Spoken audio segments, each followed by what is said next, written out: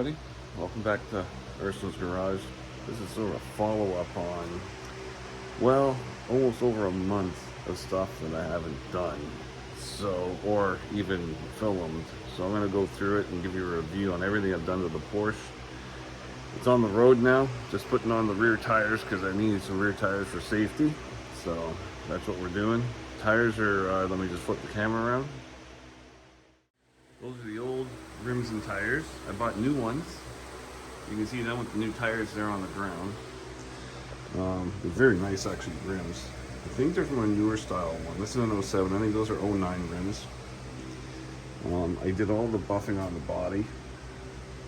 I got the roof working, which I'll demonstrate to you guys in a minute from the last video, which I couldn't really continue. So I still have to fix the side over here. You can see the oil. I did an oil change on it. I cleaned up all the wheel wells and cleaned up the brakes. It brakes amazingly. Oh, there's the door. You can see the dent and stuff still going on there.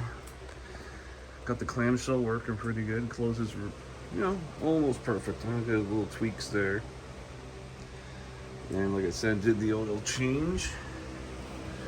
Here's again on the other side. Sanded every rotor with the palm sander, 60 grit paper. Turned out really good. Exhaust, everything looks okay. Interior wise, everything's done. Put back in. So everything's working the way it should, other than I still have to get the rear computer programmed so that we can get the roof to work with the button and the spoiler to work with the button. That's it. So I have an idea on that. So what I'm thinking is that I'm going to, my friend has a Porsche Cayman. I think the computer is the same software, and all you have to do with my little Foxwell is do the drop-down menu and select Boxster, right? So if I copy his under the seat computer, I might be able to dump it into my computer as an upload, and then have all my Boxster stuff. But I won't know until I get into that, which I will hopefully try to let you guys know if I can make a video on that or not, if you'll allow me to have him in the video. So anyways, that's the update on this car. The other vehicle which I want to talk about is the Dodge Ram. So this had the leaking oil pan, if you guys remember.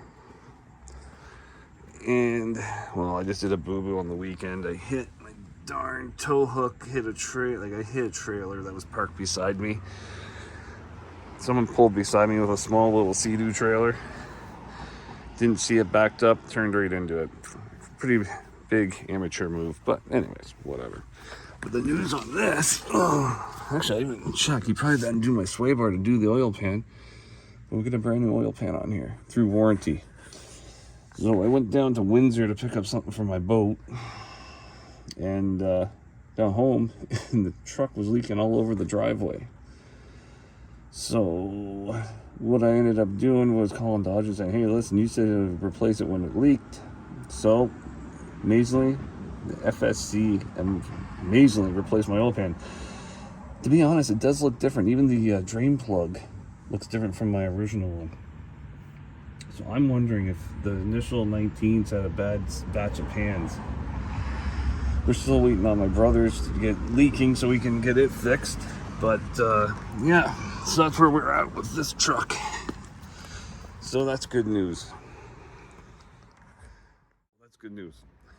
What I plan on doing now is I'm gonna put the wheels on the Porsche.